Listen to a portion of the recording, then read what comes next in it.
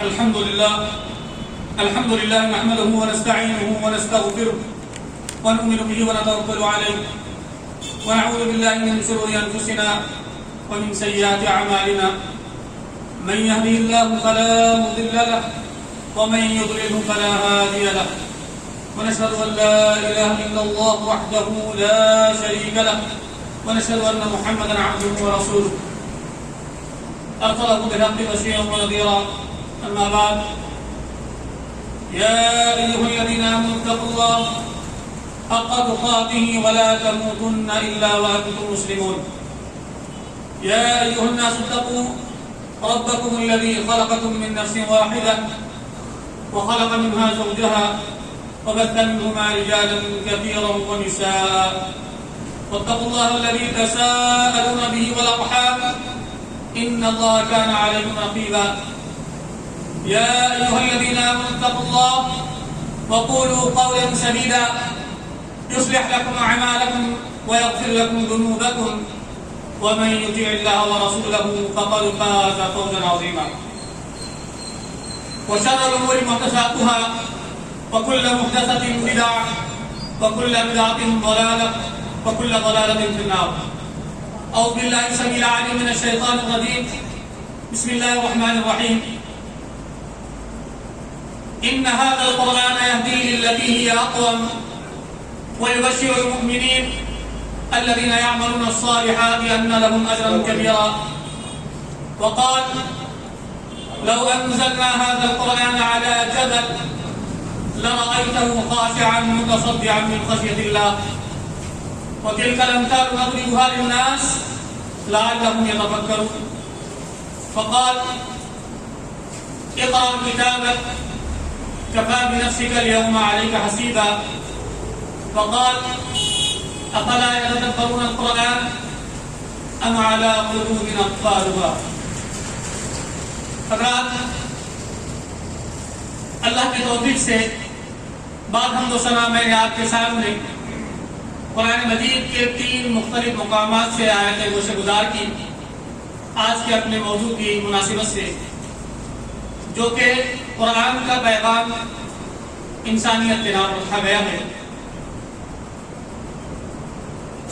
بے شمار درود و سلام ہو بعد حمد و صلات کے اس ہستی اقدس و مقدس پر جس کا نام نامی اس میں گرامی جناب محمد رسول اللہ صلی اللہ علیہ وسلم۔ حضرات، اللہ تعالیٰ کا یہ بڑا احسان ہے کہ اس نے ہمیں ایسے گھرانوں میں پیدا فرمایا۔ اگر وہ چاہتا تو کسی مجوسی، کسی عیسائی، کسی یہودی یا کسی کفر و الحاد کے ماننے والے عقائد کے پر مبنی زندگی گزارنے والے کے گھر میں پیدا فرما دیتا، لیکن اس کا احسان عظیم ہے کہ اس نے ہمیں ایسے گھرانوں میں پیدا کیا جو نہ صرف مسلمان ہیں بلکہ عقیدہ توحید کے سب سے سچے اور پکے علمبردار ہیں، جن کے عقیدے میں کوئی شک قیامت کی صبح تک انشاءاللہ نہیں کیا جا سکتا۔ کہ اللہ سے ہمیں دعا بھی کرنی چاہیے کہ تاکہ آخر ہمیں اسلام پر استقامت کے ساتھ عقیدہ توحید پر باقی رکھے، آمین۔ آئیے میں اپنے موضوع کی طرف چل پڑتا ہوں۔ اللہ تعالیٰ نے جو موضوع میں نے آج منتخب کیا، قرآن کا پیغام انسانیت کے نام، اللہ نے اس قرآن سے پہلے بھی کتابیں نازل کی، جیسا کہ ہمارا قرآن نہیں پڑھتے ہیں اس کے نام بارہا سنتے ہیں خطبہ کے ذریعے، واقع نصیحت کے ذریعے، کہ اللہ نے اس سے پہلے جو کتابوں کا ذکر کیا اس میں چند ہی کا ذکر قرآن میں ملتا ہے، جیسے کہ تورات ہے، زبور ہے، انجیل ہے، اور پھر صحف ابراہیم اور موسیٰ کا بھی ذکر ہے۔ لیکن آپ دیکھیں کہ ساری کتابوں کی حیت بدل دی ان لوگوں نے، ان سرکشوں نے، جنہوں نے انکار کیا ان کتابوں کا، نہ صرف کتابوں کا بلکہ اس رب کا جس نے ان کتابوں کا نازل کیا اور اس رب کا جس نے انہیں پیدا کیا۔ لیکن یہ اللہ کا احسان ہے کہ اس نے اس کتاب کو نازل بھی کیا جو قرآن مجید کے نام سے ساری عالمی انسانیت جانتی ہے، جسے پڑھتی ہے۔ کچھ لوگ اس سے نصیحت حاصل کرتے ہیں، کچھ اسے بچے بچ ڈال دیتے ہیں، کچھ اسے قرآن خوانی اور فاتحہ خوانی کے لیے استعمال کرتے ہیں، کچھ تو یہ کہ جمعہ آ گیا تو 5 سورے جو ہمارے ہیں منتخب بر صغیر کے وہ پڑھ لیتے ہیں تاکہ اس کا ثواب کما مل جائے۔ لیکن میرے بھائی، یہاں تک معاملہ ختم نہیں ہے. یہ بڑی ذمہ داری ہے ہر ایمان والے پر کہ اللہ نے اس قرآن کو جس پر نازل کیا اس پر بھی ذمہ داری ڈالی, جس کو ہم امام کائنات جناب محمد رسول اللہ صلی اللہ علیہ وسلم کے نام سے جانتے ہیں. آپ دیکھیں کہ اس کتاب کو اللہ نے نازل کیا اور پھر کہا نحن نزلنا الذکر وإنا لہ لحافظون, اور اس کی حفاظت کا ذمہ بھی ہم نے لیا ہے. کس نے؟ اللہ کی ذات. جس کتاب کے نازل کردہ رب کا یہ بیان ہے تو اس میں کیوں کا شک کیا جائے. لیکن بدبختی کی بات یہ ہے دوسرا رخ کہ اس قرآن کو جس ہستی پر نازل کیا, جس ذات نے نازل کیا, جو ذمہ داریاں جو پیغام اس میں ہمارے لیے پنہا ہے, جو وقتاً فوقتاً ہمیں صورتوں کی شکل میں, آیتوں کی شکل میں, رکوات میں ملتا ہے مختلف پاروں میں. کیا ہم میں کچھ ایسے بھی ہیں جنہوں نے قرآن مجید کو مکمل ایک مرتبہ اپنی زندگی میں, یہاں کتنے ایسے ہیں بشمول میرے جو شعور سے لے کر 50-60 سال کی زندگی کو پہنچ چکے ہیں, کیا انہوں نے قرآن مجید کو ترجمے کے ساتھ ایک مرتبہ پڑھا, یا کم از کم کچھ حصہ اس کا پڑھا, یا نہیں تو نہیں کم سے کم اتنی توفیق کیا ان کو ہوتی ہے کہ روز مرہ کی اپنی زندگی میں کچھ آیتیں اس کی پڑھ لیں. نہیں, اس کے لیے ہمارے پاس وقت نہیں ہے. ہمارے پاس اگر وقت ہے تو حضور کی گپ شپ کے لیے, یا کسی کی آیت جوئی کے لیے, یا پھر اپنی ذات کو منوانے کے لیے. اسی میں ہماری صبح اور شام ختم ہوتی ہے. یہ صبح ہوتی ہے, شام ہوتی ہے, زندگی تمام ہوتی ہے, اس کے مطابق ہم زندگی گزار رہے ہیں. لیکن پیغام قرآن کا کیا ہے؟ مسلمان کے لیے نہیں, میں ایمان والوں کی بات کروں گا. مسلمان تو بہت ملیں گے آپ کو, جو جمعہ کے مسلمان, میرا مطالبہ ان سے بالکل نہیں ہے. میرا تقاضا, میری التجا اور قرآن کا تقاضا اور رب کا تقاضا یہ ہے کہ ایمان والوں کے لیے اللہ نے کیا پیغام اس میں رکھا ہے, وہ اس قدر اس پر عمل پیرا ہے, اور ان کے ایمان کا لیول کیا ہے, اور کیا واقعی ہم ایمان والے ہیں. آئیے سب سے پہلے جو آیت میں نے آپ کے گوشے گزار کی بنی اسرائیل کی, ان ھذا القرآن یہدی للتی ہی اقوم, آپ یہ سمجھتے ہیں قرآن محمد پر نازل کیا گیا لیکن سارا عرصے میں اور مکہ والوں کے لیے محمد کریم صلی اللہ علیہ وسلم ہرگز نہیں. یہ ایسی کتاب ہے جس نے قوموں کی تقدیر کو بدل دی. ھذا القرآن یہدی للتی ہی اقوم, ہدایت کا باعث بھی بنی, قوموں کی تقدیر کو بدلا, ان کے روٹین کو بدلا, ان کے حسب نسب کو بدلا, ان کے آداب و اقوال کو, ان کے اخلاق کو, ان کی کردار کو, ان کے معاملوں کو پلٹ کر رکھ دیا, اس میں انقلاب پیدا کر دیا. اور اس کے لیے وَيُبَشِّرُ الْمُؤْمِنِينَ, ساتھ ہی ساتھ ان کی زندگی کو بدلا نہیں, تقدیروں کو بدلا نہیں, بلکہ اس کے ساتھ ساتھ کیا کیا؟ وَيُبَشِّرُ الْمُؤْمِنِينَ, بشارت ہے ایمان والوں کی. ایمان کیسے ایمان والے؟ جس نے اللہ پر ایمان لایا, رسول پر ایمان لایا, اس کی کتابوں پر ایمان لایا, حلال کو حلال جانا, حرام کو حرام جانا, حدود اللہ کی پاسداری کی, نبی کی اتباع کی, نبی نے جو حدود قائم کی زندگی گزارنے کا جو ضابطہ حیات بتایا اس کو مانا اور اس پر عمل پیدا ہوا. صرف بان کو سن نہیں لیا, قرآن اچھی آواز میں خوشحالی سے پڑھ کر اپنے قلوب کو منور نہیں کیا, بلکہ اپنے دل کو عملی طور پر زندگی گزارتے ہوئے منور کیا اور اپنے آپ کو کامیابی کا ضامن بنایا. لیکن بڑے افسوس کی بات ہے کہ قرآن کی آیت کا نشاندہی کر رہی وَيُبَشِّرُ الْمُؤْمِنِينَ, تقاضا کیا ہے, کنڈیشن کیا ہے؟ الَّذِينَ يَعْمَلُونَ الصَّالِحَاتِ, کہ عمل صالح کا تقاضا. عمل صالح کیسا ہو؟ اٹھتے بیٹھتے جاگتے, فرصت کے موقع ملے اللہ کا ذکر, اس کی تسبیح, اس کی تحلیل. اور عبادت گزار بندے کون ہیں؟ وہ عباد الرحمن, ایک مقام پر کہا گیا سورہ شعراء میں, رحمان کے بندے کون ہیں؟ زمین پر چلتے ہیں آہستگی کے ساتھ, نرمی کے ساتھ, اپنے نظروں کو نیچے رکھتے ہوئے, اور جب ان کا پارا کسی جاہل سے پڑتا ہے, ایسے لوگوں سے پڑتا ہے جن کا نہ اللہ سے کوئی واسطہ نہ نبی سے کوئی واسطہ, تو ان سے کیا کرتے ہیں؟ خاطبهم الجاہلون قالوا سلام, کہ ان سے یہ سلام جو ہے اکثر لوگ کیا کرتے ہیں, سلام کر کے گزرو نہیں ہے. قالوا سلام سے مراد یہ ہے کہ کیپ ڈسٹینس ود دیم, ان سے ڈسٹینس مینٹین کرو. اگر تم ان سے الجھے ہوگے تو کیا ہوگا؟ عمل اکارت ہے, وہ گالی دے گا تو تم بھی گالی دو, وہ کچھ برا بلا کہے گا پڑھنا کہ تم بھی وہی کرو. تو کیا کہا گیا؟ ڈسٹینس مینٹین کرو اور اپنا راستہ دو. لوگ کیا کرتے ہیں؟ سلام کرتے ہیں, سلام کرتے ہیں, انہیں گالی دے رہا, تم بھی دے رہا, اللہ بھی دے رہا, نبی کو بھی بے حرمتی کر رہا, تم سلام کرو, سلام کرنے کی دعا دے. نہیں, یہ سلام کا جو لفظ آیا یہ ڈسٹینس کے لیے آیا. آئیے الذین یعملون الصالحات ان لهم اجرا کبیرا, پکے سچے مسلمان عملی طور پر بن جاؤ گے, ان کے لیے کیا ہے؟ اللہ کے یہاں اجرا کبیرا, بہت بڑا جو ان کے لیے اللہ نے رکھا ہے. کس شکل میں؟ جنات نعیم کی کی شکل میں, فوز عظیم کی شکل میں, اور ایسے لوگوں ان کے ساتھی, وہ ان کے ساتھی ہوں گے اس کے من النبیین والصدیقین والشہداء والصالحین, انبیاء کا ساتھ نہیں ہوگا, صدیقین کا ساتھ نہیں ہوگا، ان کی رو میں کھڑا کیے جائیں گے، ان کی قطار میں ان کو جگہ ملی نصیب ہوگی. بس شہداء و صالحین، شہداء کے ساتھ ہوں گے، صالحین کے ساتھ ہوں گے. واسنا اولئک رفیقا، چاہے بہترین وہ ساتھیدار ان کے ساتھ ہی ہوں گے. یہ کنڈیشن اللہ لگا دی. اب آئیے دوسری آیت، انسان اگر ان ساری چیزوں کو اپناتے ہوئے زندگی گزارتا ہے تو بہتر ہے، کامیاب ہو گیا، اجر عظیم کا مستحق ہو گیا. وَأَنَّ الَّذِينَ لَا يُؤْمِنُونَ بِالْآخِرَةِ، اور جس نے روزگردانی کی، انکار کیا یوم آخرت کا، أَعْتَدْنَا لَهُمْ عَذَابًا أَلِيمًا، اس پر کیا ہوگا؟ اللہ کا دردناک عذاب آئے گا. اللہ کا دردناک عذاب سے گھیر لے گا. آپ یاد دیکھیے یوم آخرت پر اعتماد کون رکھتا ہے؟ جو عمل صالح کرنے والا ہے. ہم کیا سمجھتے ہیں؟ صرف کافر ہی سے نہیں. یا اللہ تعالیٰ ایمان والوں سے تقاضا کر رہا کہ زندگی کو توازن کے ساتھ، بیلنس کے ساتھ اللہ سے حرام کرتے ہوئے گزارو. تمہارا انکار، کیسا انکار؟ تمہارے اعمال اگر صحیح نہیں ہوں گے تو اس کا مطلب یہ ہوگا کہ تمہیں جو جواب دے کر بڑھ کر احساس ہی نہیں، اگر تمہیں ہونے والا ہی نہیں ہے جیسی جائے زندگی گزار دو نہیں. وَأَنَّ الَّذِينَ، آخرت پر ایمان وہی رکھتا ہے تو اپنی زندگی کو بڑے احتیاط کے ساتھ گزارے، اللہ کا فرمانبردار، نبی کا مطیع و فرمانبردار ہو، قوانین کا پاس و لحاظ پورا رکھے. وہ بھی انکار ہے، انکار کیا نہیں کہ سرے سے اللہ کا انکار کر دیا جائے، بلکہ اس کے قوانین جو قرآن میں بیان کیے گئے تمام چیزوں کی پابندی کرتے ہوئے زندگی گزارے گا تو وہ عذاب سے بچ جائے گا اور جنات عظیم کو، جنات نعیم اور فوز عظیم کا مستحق قرار پائے گا. اب آئیے، اگر ان دونوں آیتوں سے ہٹ کر پڑھائے کہ انسان اگر اس کا انکار کرے گا یا اگر اقرار کرتا بھی ہے لیکن عملی طور پر کمزور ہے تو وہ جان لے کہ اس کی ایک کتاب تیار ہو رہی، نام اعمال تیار ہو رہا ہے. اقرا کتاب کفا بنفسک الیوم علیک حسیبا. قرآن کا پیغام نہیں کہ تمہاری کتاب تمہارے سامنے لا کر رکھ دی جائے گی، تمہاری ویڈیو تمہارے سامنے پیش کر دی جائے گی. کہاں گیا؟ تم انکار کرو گے، جھٹلاؤ گے.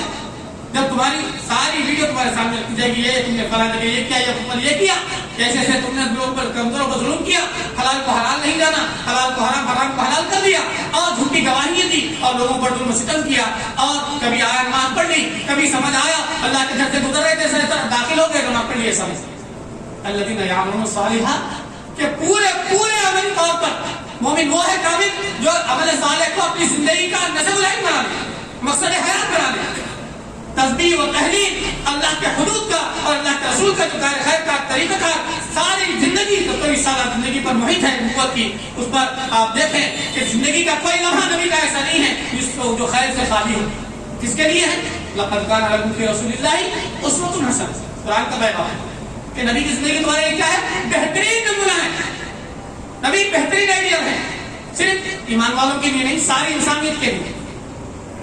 اب انسانیت میں سب سے پہلا جو ذمہ بنتا ہے، ذمہ داری ہے، وہ ایمان والوں کی، جو ایک رب کو رب جانتے ہیں، نماز بھی پڑھتے ہیں اور دوسرے جو ان کو بیسک فنڈامنٹل بتلائے گئے ہیں اس پر بھی عمل پیرا ہے، لیکن ان کے اعمال صحیح نہیں تھے، ان کے معاملات صحیح نہیں تھے تو جھول آ گیا. تو جان لے وہ کیا ہوں گے؟ انہوں نے بھی انکار کیا اس چیز کا، ان کی گرفت کا جو ہونے والی ہے انکار.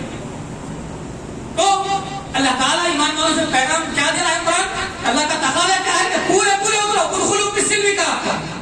ایمان والوں یا ایھا الذین آمنوا ادخلوا فی السلم کافہ. قرآن کا پیغام ہے ایمان والوں پورے داخل ہو، آگے سارا نہیں. کبھی نماز پڑھ لی، کبھی روزہ رہا نہیں رہا، دری بخار آ گئی روزہ چھوڑ دیا، کچھ پریشانی آ گئی زکات سے مستسقیٰ کر لیا آپ نے، نہیں. ادخلوا فی السلم کافہ. قرآن کا پیغام، قرآن کا اصول. جہاں ایمان والوں سے اللہ نے مخاطب کیا، صرف مخاطب نہیں کیا بلکہ آرڈر دیا. It is an order for everyone. Each and everyone who is a mu'min. مسلمان ہیں، ایک رب کی عبادت کرنے والے ہیں، یوم آخرت پر یقین رکھتے ہیں اور یہ اللہ کا کلام اسے مانتے ہیں تو یقین کرو عملی طور پر تم اس پر عمل کرو.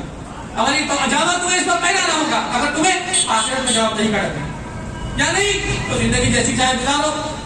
ہوئے کس طرح؟ فقہائے حرم میں توفیق اقبال نے کہا تھا کہ حرم کے ان پاسداروں کی زندگی کو دیکھو کہ قرآن نازل ہو رہا ہے، خود بدلتے نہیں، قرآن بدل دیتے ہیں. بولے بھتیجے کی بات ماننا، اس کی بات ماننا وہ یقین بھی ہے اور غریب بھی ہے جس کا کوئی سہارا نہیں، لیکن نازل کون کر رہا ہے؟ وہ رب کر رہا ہے جس نے انہیں پیدا کیا. وہ رب حکم دے رہا ہے کہ اس کی پیروی کرو، اس کتاب کی پیروی کرو جس کو ہم نے نازل کیا. اس نصیحت عامہ کو کس نے نازل کیا؟ اس رب نے. تو کیا کہا انہوں نے؟ وہ بدلتے نہیں. ہم بولے کہ حسب نسب کا معاملہ ہے. بولے محمد اگر ہماری کیٹیگری کے ہوتے، محمد ہمارے معیار کے لیول کے ہوتے، مال میں حسب نسب میں، تب کئی بات بنتی. لیکن اللہ نے کیا کہا کہ نہ مال کام آئے گا، یوم لا ينفع مال ولا بنون، کہ اس دن کو یاد کرو جس دن نہ مال کام آئے گا نہ اولاد کام آئے گا۔ کام کیا آئے گا؟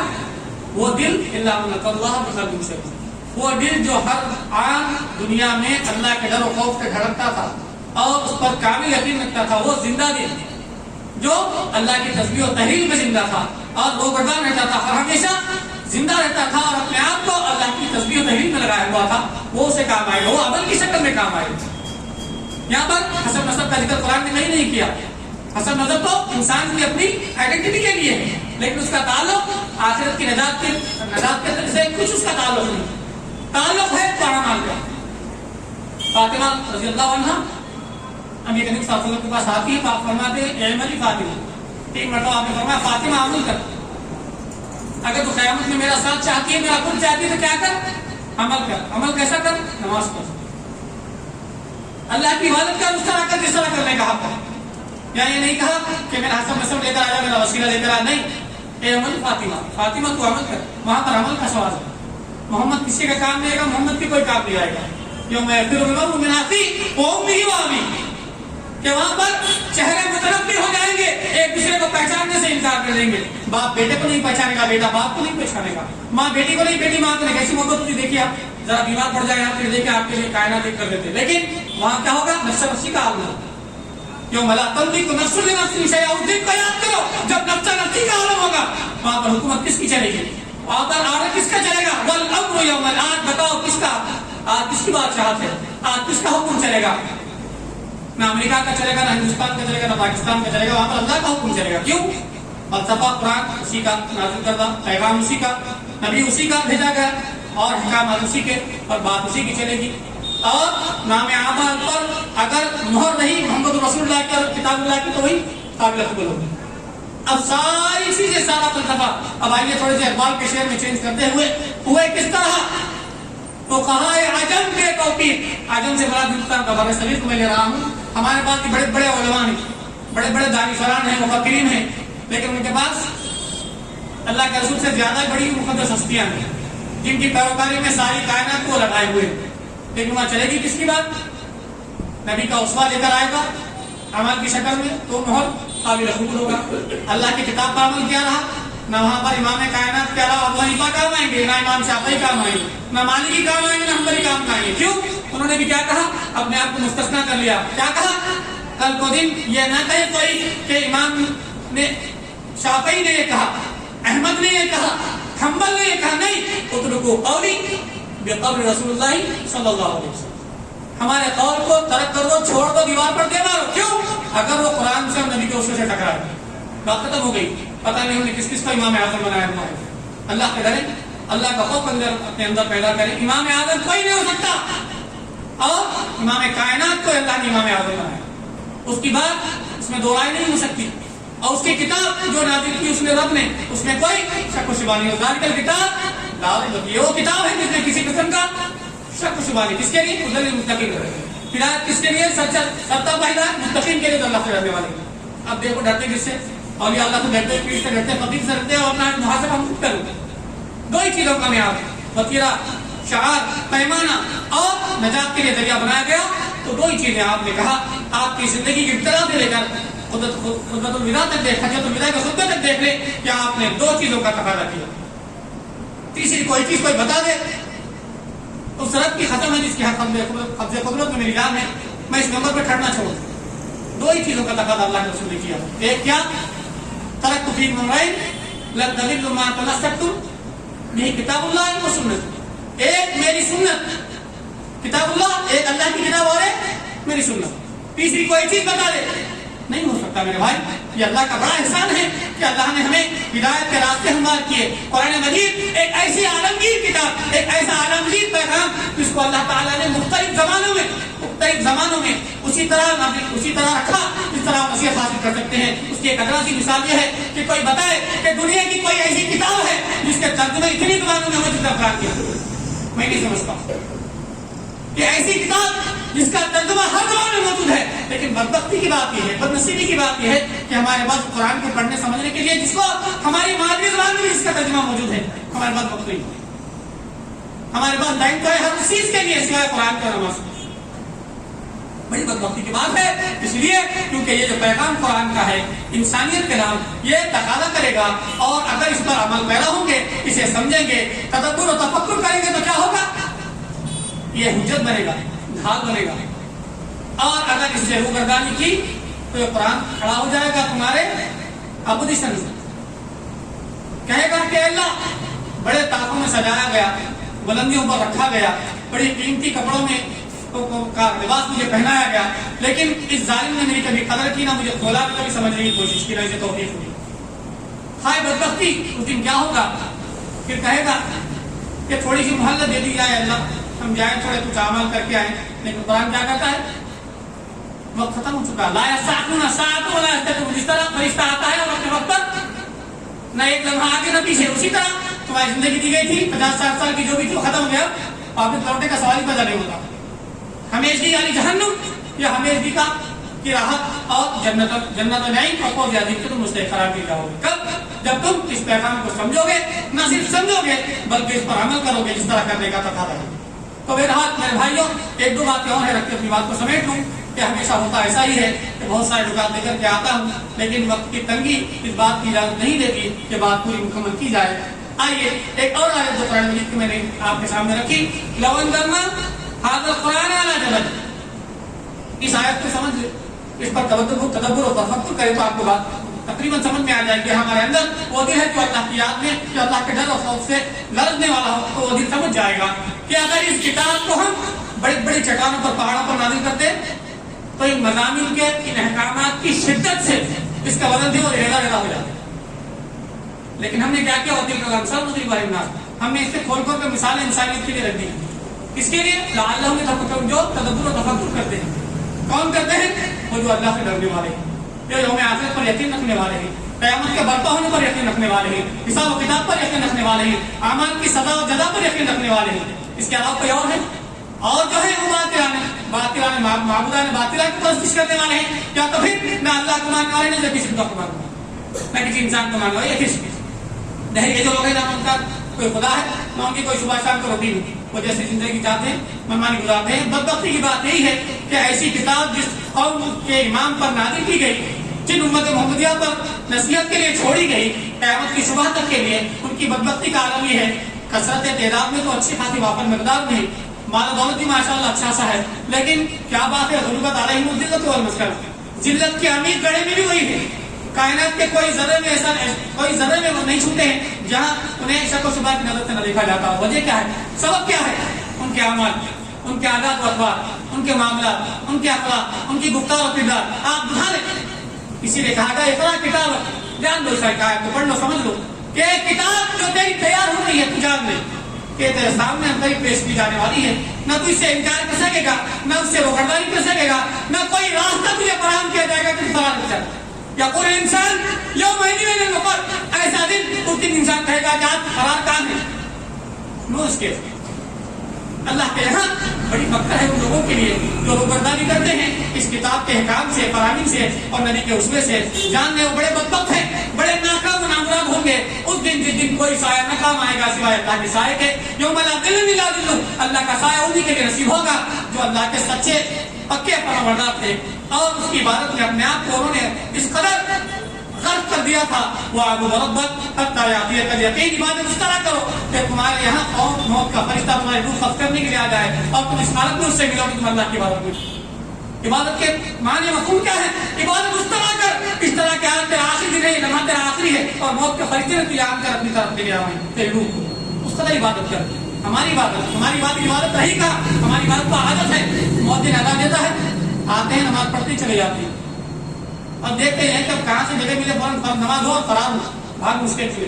نہیں میرے بھائی، اللہ تعالیٰ نے جو قوانین، جو اصول بتائے ہیں اس کو اپنے اوپر مقدم کر لو. ہم تمام مصروفیات کر، اور اس وقت تک وہ کامل مومن نہیں ہو سکتا جب تک اسے اللہ، اس کے رسول سب سے زیادہ محب اور عزیز نہ ہو جائے. تو میرے بھائیوں، خلاصہ کلام آپ کے موضوع کا یہی ہے کہ قرآن جو پیغام دے رہا ہے وہ ایمان والوں کے لیے ہے، اور ان کے لیے یہ پیغام ہے جو قرآن پڑھتے تو ہیں لیکن اس طرح پڑھتے ہیں جس طرح انہیں پڑھایا گیا ہے. ایک بار قرآن ختم کر لیا. ایک بڑا مشہور محاورہ ہے بر صغیر کا، قرآن ہے ختم کو، فاتحہ ہے نام کو، یہ دو کام بس ہے میرے پیشوا کو، یہ دو کام کر لیا تو نکالتے نہیں اس کو. لیکن اس کے لیے نہیں آیا قرآن. قرآن مذاق کے لیے نہیں آیا بلکہ قرآن عمل کے لیے آیا. قرآن پر تدبر و تفکر کے لیے آیا. اس کے بارے میں سوال ہوگا، کیا تو نے ہماری نصیحت کو، ان آیتوں کو، ان حدود کو نہیں پڑھا، نہیں جانا؟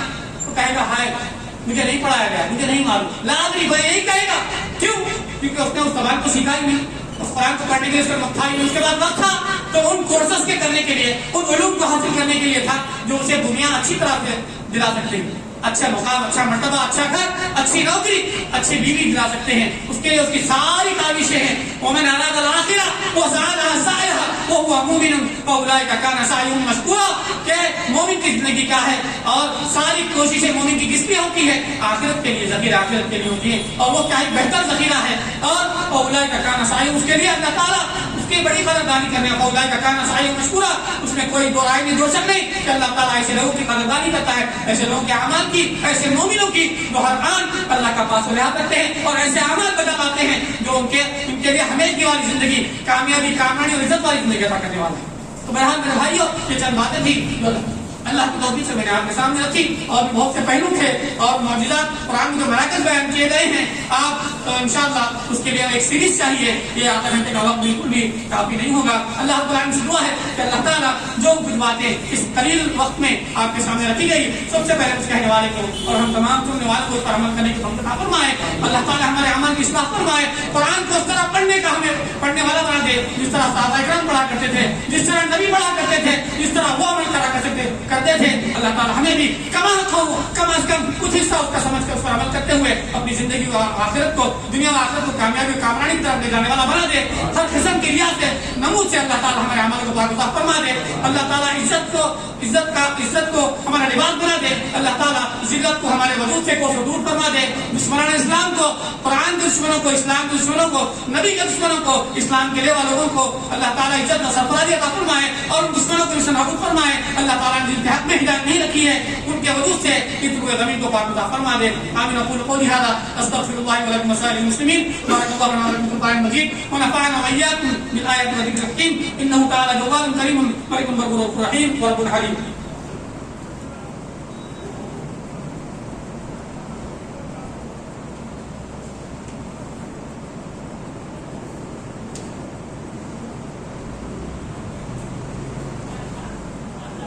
إن الحمد لله لك الحمد حمدا كثيرا طيبا مباركا ونشهد أن لا إله إلا الله ونشهد أن محمدا عبده ورسوله. اللهم أرنا الحق حقا وارزقنا اتباعه وأرنا الباطل باطلا وارزقنا اجتنابه. إن الله وملائكته يصلون على النبي يا أيها الذين آمنوا صلوا عليه وسلموا تسليما. اللهم صل على محمد وعلى آل محمد كما صليت على إبراهيم وعلى آل إبراهيم إنك حميد مجيد. اللهم بارك على محمد وعلى آل محمد كما باركت على إبراهيم وعلى آل إبراهيم إنك حميد مجيد. إن الله يأمر بالعدل والإحسان وإيتاء ذي القربى وينهى عن الفحشاء والمنكر والبغي يعظكم لعلكم تذكرون. اذكروا الله يذكركم وادعوه يستجب لكم ولذكر الله تعالى أعلى وأعلى وعز وجل وأكبر محمد أكبر. وأقيموا الصلاة.